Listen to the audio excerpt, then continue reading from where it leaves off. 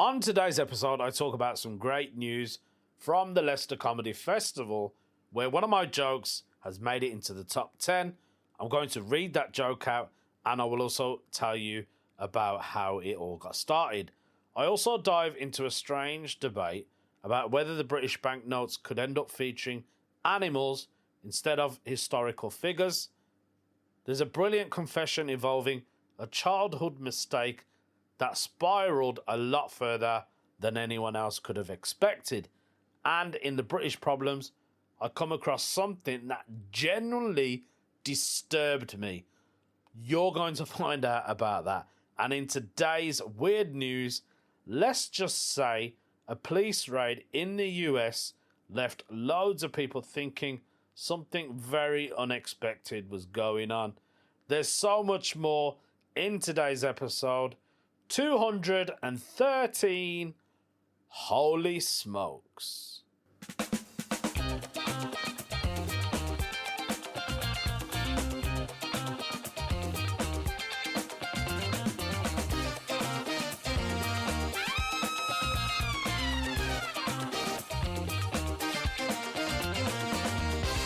I was just sipping on my coffee then. So perfect timing on the actual pausing of the audio, whatever you call it. I don't even know what I'm talking about. Before we start the podcast, guys, I am going to apologise already.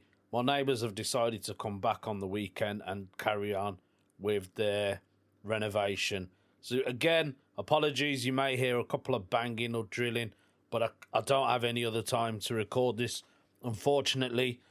I mean, I have got time because I'll say I haven't got time. I have got time. I haven't got any gigs this weekend. So this Friday and Saturday, I've had bugger all.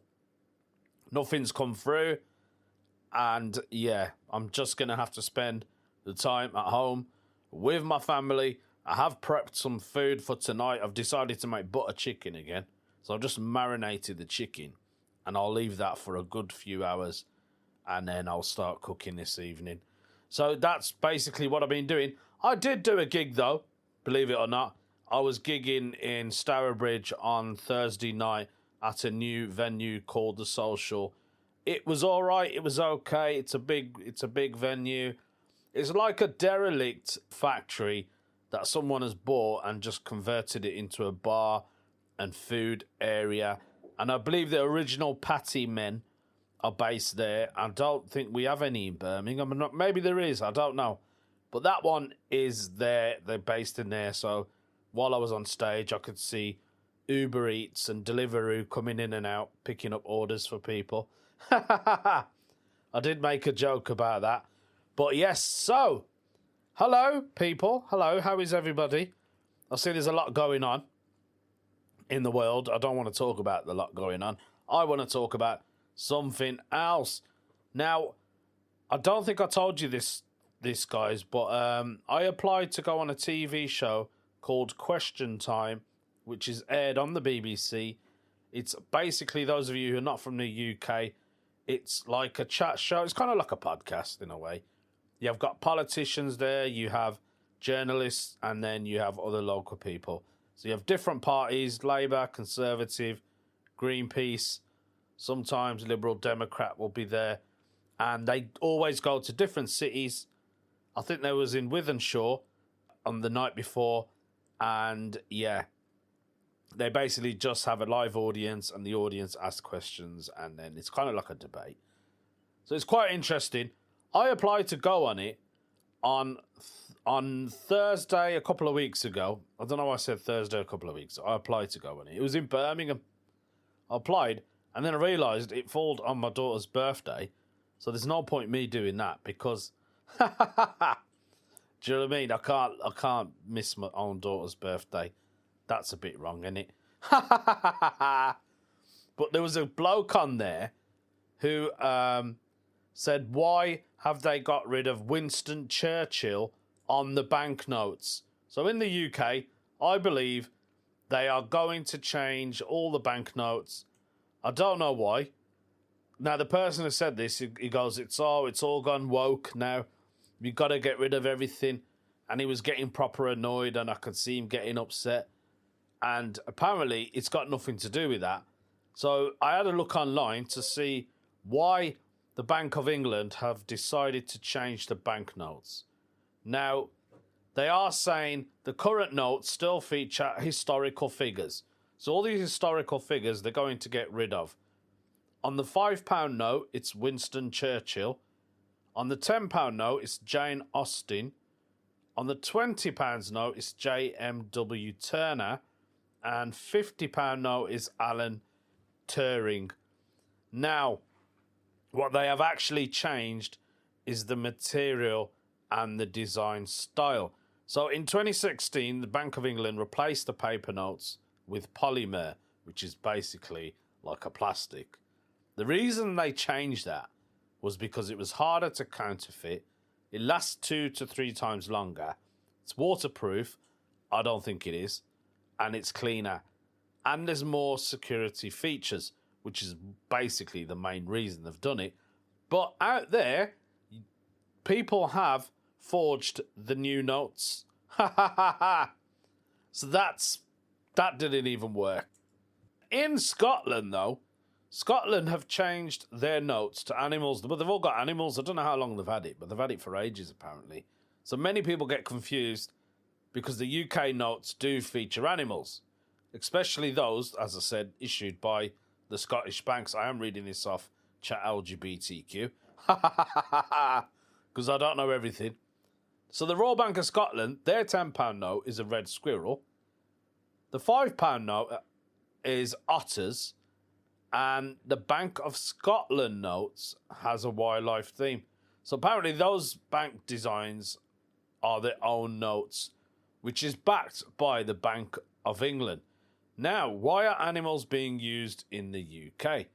It's a popular currency, basically. It represents national wildlife.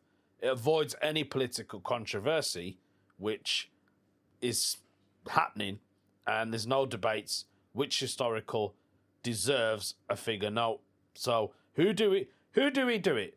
Do we get someone like Benjamin Zafire? Do we have Apache Indian? Do we have Lennox Lewis, Frank Bruno? Who do we put on the notes? I mean, it's debatable. There was a woman at the end who finished the question time. She said, let's just put David Attenborough on all the notes and call it a day. And that was the best comment I've ever heard. Even I was like, yeah, man, let's put Sir David Attenborough on every frigging note. Do you know what I mean? No one will complain then, because he's a legend. Now, the reason I wanted to mention this was because I was going to do it interesting as pop. And in the US, on the temporary 2026 US dime redesign of the country's 250th anniversary. Now, the reverse shows a bald eagle with arrows and no olive branch. This is a real design change from the usual symbolism people associate with the Great Seal and with the older US coin imaginary. Now, for context, the current Roosevelt dime uses a different reverse entirely. It uses a torch, olive branch, and oak branch, which the US Mint says it represents liberty, peace, and strength. So the claim is basically correct, but with one small nuisance. It is, in 2026, the semi-quincentennial, can't even say the word, dime design is not a permanent redesign of all dimes. Reporting says the standard Roosevelt dime is expected return in 2027.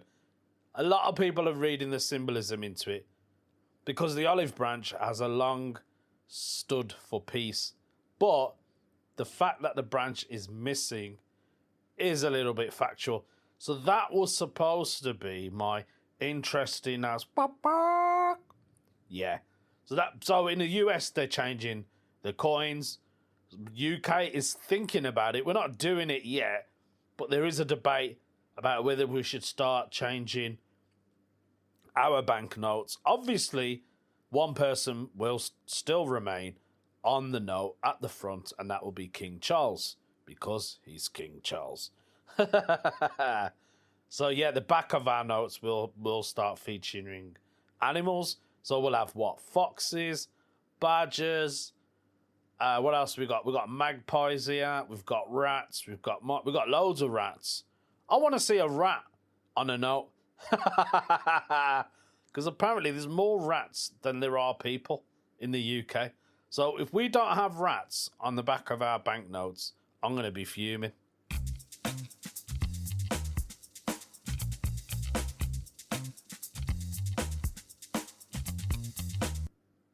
Oh, do you know what? I almost forgot to tell you something, guys. Quite exciting. You're not going to believe this. You know, I did the Leicester Comedy Festival. Well, it's back in February, around this time actually. There was a competition which was on. It wasn't an official competition. There's a comedian named Masai Graham who's a one-liner comic. I've known Masai for years. He's one of the best joke writers in the UK. He's always part of the Leicester Comedy Festival. He runs shows with his wife. They have like 4 or 5 different shows every day in 1 or 2 venues in Leicestershire, should I say. Now, he started a competition, a one-liner competition. There's one in Edinburgh Fringe Festival, which is official, and it used to be sponsored by Dave, which is a TV show, or channel, should I say. Now, Masai thought, why doesn't Leicester have one? We should have one. So he set up his own one, basically. Now, he had a naughty list and a clean list. So, a naughty joke and a clean joke. So, I sent in my 3 clean jokes and 3 naughty jokes. Now, I don't know whether they've picked winners for the naughty joke, but, drum roll, guess what? I'm on the list. I'm in the top 10 list of clean jokes. I'm going to read them out to you. Before I do that, I am going to quickly tell you a little bit more about it, because I am reading an article off Chortle, which is a comedy website related news about people touring, you know, stuff like that. Loads of stuff on it. So here we go. Now, the competition was set up by the one-liner comedian Masai Graham, as I said.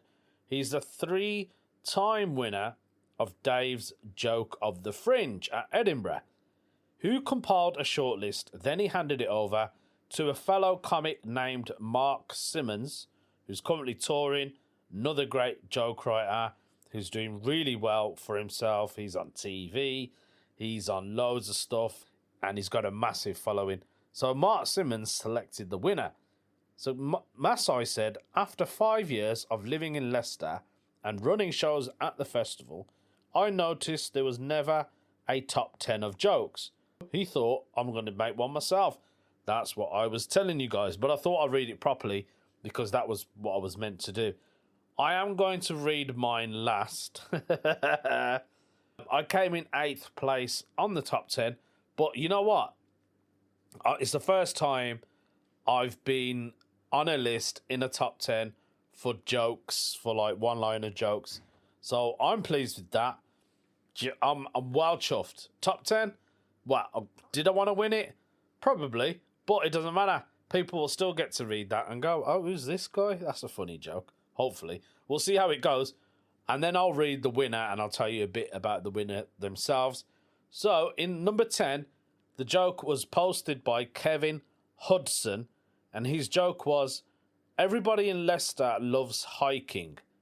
Even the crisps are walkers. Way, you get it? So the crisps, those of you who don't know, because I've got loads of listeners abroad, there's a brand called Walkers and they do potato chips. That's what you guys call them in the US. Next joke, number 9. I used to drive a 4x4, but now I drive a 16 as the 4x4 got totaled. That's by Noel James, another person who's been on TV and stuff. He was on Britain's Got Talent and did really well on the back of it. After that is mine. We'll read mine last. We'll read mine before we read the winners. We'll do that. So that makes me number 2. Number 7 was posted by William Bradbury, or should I say written by William Bradbury. I was in a football team, but I quit because I didn't like the people I was playing with. That's the same reason I stopped playing solitaire. That's a good joke. That is a good joke. He's basically playing by himself. Number 6 was by Kevin O'Brien. I got offered a job as a roofer. Fell through. Whee, nice one, Kev. Number 5 was by Rosa Fernandez. Fernandez. I'm using Uber as a dating app now. I just keep cancelling until I get a cute one with a Mercedes. Okay, that's nice. Nice little clean joke. Richard Pulsford was number 4 in place. And his joke is, I wish I hadn't started this family tree. Now I'm up to my niece in it. As in niece. I don't know whether that's a clean joke or a naughty joke. Maybe I'm reading it wrong. Okay. Number 3 was by Matt Hollins, who's another good friend of mine. My watch has stopped. Not sure when that happened. I do like that joke. My watch has stopped. I'm not sure when that happened. What a great joke. Number 2 was by Chris Webb. I pulled over and asked someone for directions to Wednesbury. He said it's between Tuesbury and Thursbury. That's by Chris Webb. Again, there's a place in the Midlands, not far from here, called Wednesbury. Those of you going, oh, I didn't get that joke. So Wednesbury, Tuesbury, Thursbury. That's more of a UK joke, I suppose. Before I read the actual winner and tell you about the winner, we'll read mine. So mine came number 8. All right? I didn't come second, number 8. I had an arranged marriage. My missus just told me when to turn up. And that's by the stand-up comedian Lovdev Barpega, who you're listening to right now. So that was my joke. Don't know what you guys thought of it. Let me know, man. Any feedback would be fantastic. Let's read the winner. And wellly deserved, I must admit. When I read it, I was like, that's clever. I like that. I love a good, clever joke. The winner was Andy Bucks. His joke is, I looked up the word singular in the dictionary, and that can mean only one thing. That's a great joke. Very clever. I like that joke. Nice wordplay. Very well written. So yes, I did mention the winner was Andy Bucks, who cleaned up that competition. Andy is an astronomy researcher. He's picked up the title for the best clean joke of last month's Leicester Comedy Festival. He's 32 years old. Happy birthday. He's based at Warwick University in Coventry. He came at top of the list. Andy, who performed his show Whipping Boy at this year's festival, said he is stoked to have won. This is amazing. There we go. Well done to Andy. Well done. And there we have it, guys. I am officially on a joke list this year. I should put it on my posters, really, shouldn't I? I should put it on my website. I should make videos about it. I should brag about it. I should definitely do something.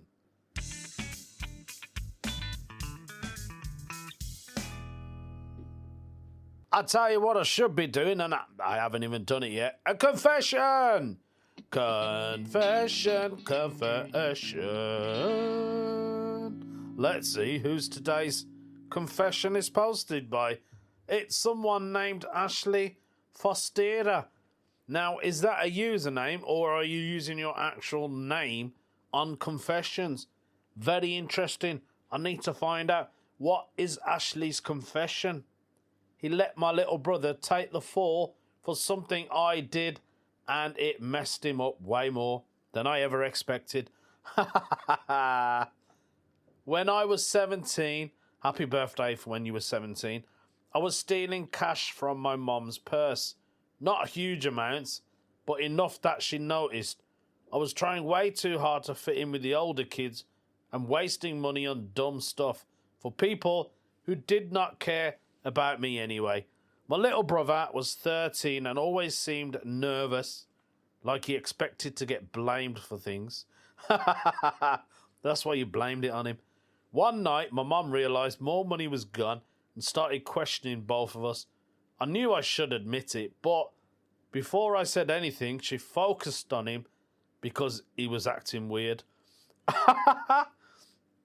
He started crying and saying he did not do it, and I just stood there and let it happen. I barely even had to lie. My mum grounded him, took his console, cancelled a school trip, and kept saying she was more upset that he was lying than actually stealing. After a while, he stopped defending himself and just went quiet. I kept telling myself I would confess later, but I never did. Oh, mate, I'm 29 now. Happy birthday, fella. And now we are civil, but not close. A couple of years ago, he brought it up while we were drinking and said that was the moment he realised nobody in the house was ever going to believe him over me. So after that, he stopped trying. He was right. My mum still thinks he did it, and I think it permanently changed how she sees him.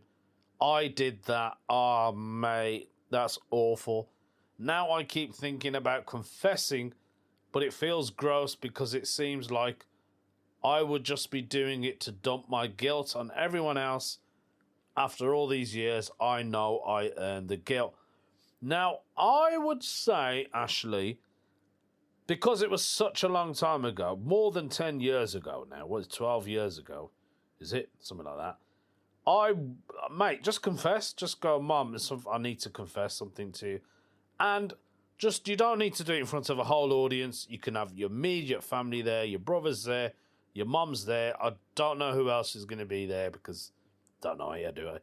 But and that doesn't matter. Just apologise, mate. Just go, look, do you remember when somebody kept stealing money out of your purse and you blamed it on your brother? I would just own up to it. Just put your hand up. Tell your mum it was you and apologise deeply. And I'll be honest with you, if you can remember how much you took from your mum, have that money and add more on top if you can afford it, and give it to your mum in her hand. And apologise to your brother as well, because more than anyone that's affected is your brother, in all honesty. Now that he's obviously changed him as a person, he's probably doubting himself. Do you know what I mean? Like, you've probably convinced him that he did do it, although he didn't. And yeah, don't leave that guilt trip on your brother. Just sort it out, because mentally it will affect him a lot, believe me.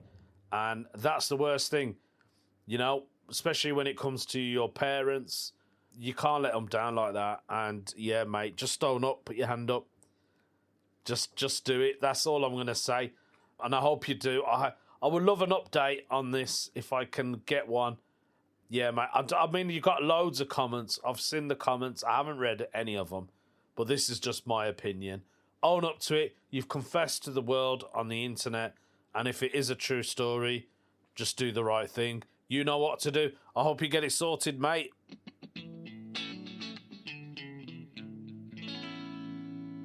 As the time is getting on, we should just go and do. You know what I love doing, don't you? You already know. You're like, we know what you're doing. We know exactly. It's your favourite topic. You tell us all the time. British problems. Yeah, man. We've got loads of them. We can't help ourselves. If you don't have a problem, you're not British, basically.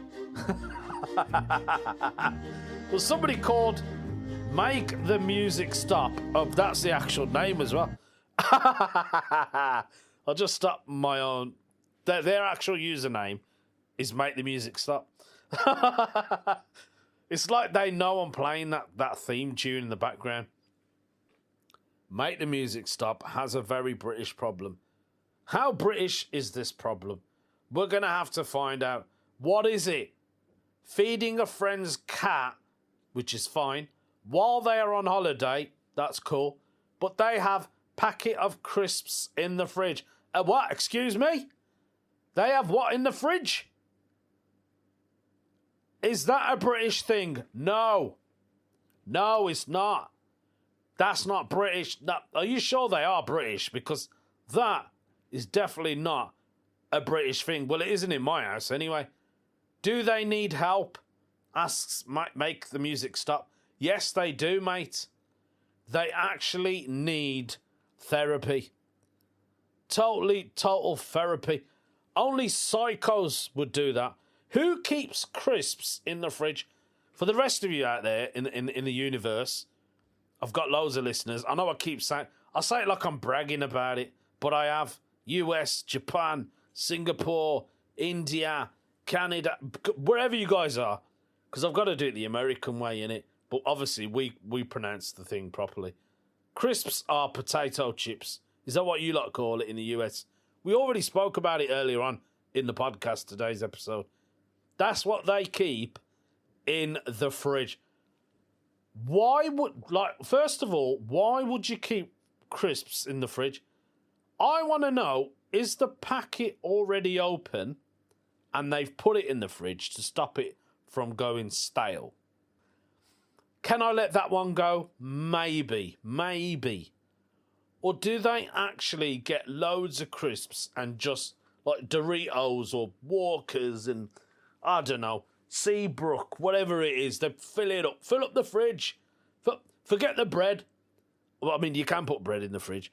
Forget the milk. Forget the cheese. We don't need anything dairy in here. Don't need no fruit. Just stick your packet of crisps in. That is absolutely insane. I don't even know what to say. This is an actual real British problem. Now, Make the Music Stop. I would love it if you could play this episode to your friend and go, I don't want to say anything, but please just listen to this. You are going to laugh your head off. And I hope they do. And I hope they see sense. Why? I want to know where the cat food is. I bet that's in the fridge as well. What you got in the fridge, Bab? Oh, just a couple of tins of Whiskers. Oh, and can you get me a packet of crisps? Yeah, which cupboard is it in? Oh, it's in the fridge. That's absolutely mental. Absolutely frigging mental. That is a real British problem. I want an update on this. I want to know why what is the, like, who made them go, that's where they get stored? Do they read the back of the packet and read and it says best kept in the fridge? I mean, I'm not going to lie to you guys. This is going to blow your minds. I've seen tins, like unopened tins, so like beans or sweet corn or something like that, in my fridge. And that's the wife, that is.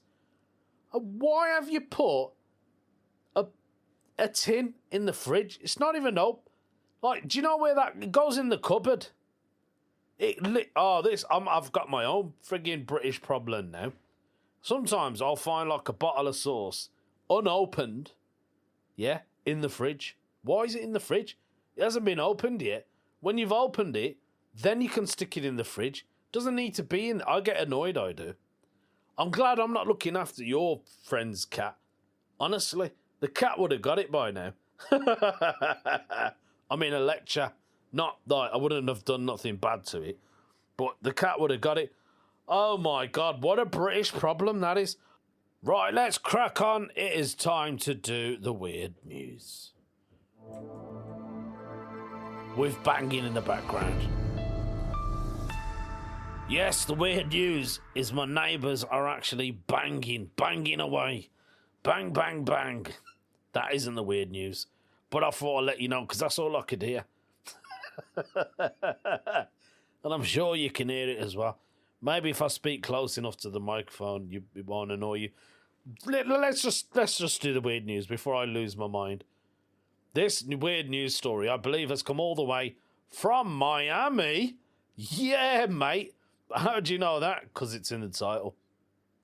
Miami police say a sister had none to do with smoke shop raid. Now, I'll kind of explain what's going on. Miami police are saying a sister. Now, I don't just mean any sister, like a sibling, like a proper sister, you know, a nun. She had nothing to do with a smoking shop raid. Holy smokes, they've put it. What has happened in Miami? So on Thursday afternoon, last week gone, the social media account, Only in Dade, posted a 30-second video. It appeared to show a raid at a smoke shop along Biscayne Boulevard in Miami. Now the clip opens with an aerial view of officers in bulky SWAT gear detaining people in an alley in the Edgewater neighborhood. Then cuts to the officers standing beside several people lined up on the street. Finally, the camera pans out and it shows a nun wearing a bright blue veil, a long navy tunic and a rosary while sitting calmly in a plastic chair, as a nun would do, seemingly unfazed by the chaos unfolding around her. She's posted up next to a woman sporting what looks like a business casual attire. So in the photo, apparently taken at a different point, the sister is spotted at the scene next to two men who are dressed in pants and ties, look very stereotypical car salesmen. Naturally, a lot of people had questions. What was Sister Mary Joan doing there? Someone has been saying. The random nun is taking me out, says another person on comments. Sister Jane in the house. A third person wrote, it's unclear whether the nun was sent to the scene by God himself, who could not be reached for comment, obviously, because he's God. He's busy doing other things. But Mike Vega, shout out to Mike Vega, who's a spokesperson for Miami Police Department, he explained that the SWAT officers were serving a warrant as part of an investigation into an alleged drug sales at the location. Because the probe is ongoing, Vega said he was unable to release additional information about the operation, including who was arrested. I wonder if the police put the nun there as an alibi. Like an undercover nun. The video posted online appears to show the police activity taking place outside the Arc Smoke Shop, which is in Miami. The shop, which appears to have locations in downtown, South Miami, and Edgewater. They basically sell varieties of hemp and nicotine products. No one picked up when the News Times called to seek comment. As for the sister, where did she go? Vega assures us she had none to do with it, as in nothing to do with it. She was just at the wrong place at the wrong time. She wasn't even bothered. She was just like, yeah, carry on. There's a police raid going on. I'm just going to sit here on the chair next to the shop. Vega wrote in an email to New Times she had no involvement with the business. So do they think that she was... Maybe she went in there for a bit of, bit of wacky-backy. What's the best place to reach God? Or how is the best place, should I say? Have a bit of that, innit? You'll be off your face. That was today's weird news. A nun who was not involved in a narcotics operation. I love this podcast so much. Guys, I hope you loved it too. Thank you for listening. And before I go, remember, I've got tickets still available for the Rick Mel Comedy Festival on the 6th of June. It's only £5. You can grab it via the website. Just Google Rick Mel Comedy Festival. You'll find me on there. And purchase yourself and your friends or your partner, even your mum. I don't care who it is. Just bring them along. I'll see you lot next week. Take care. Bye-bye.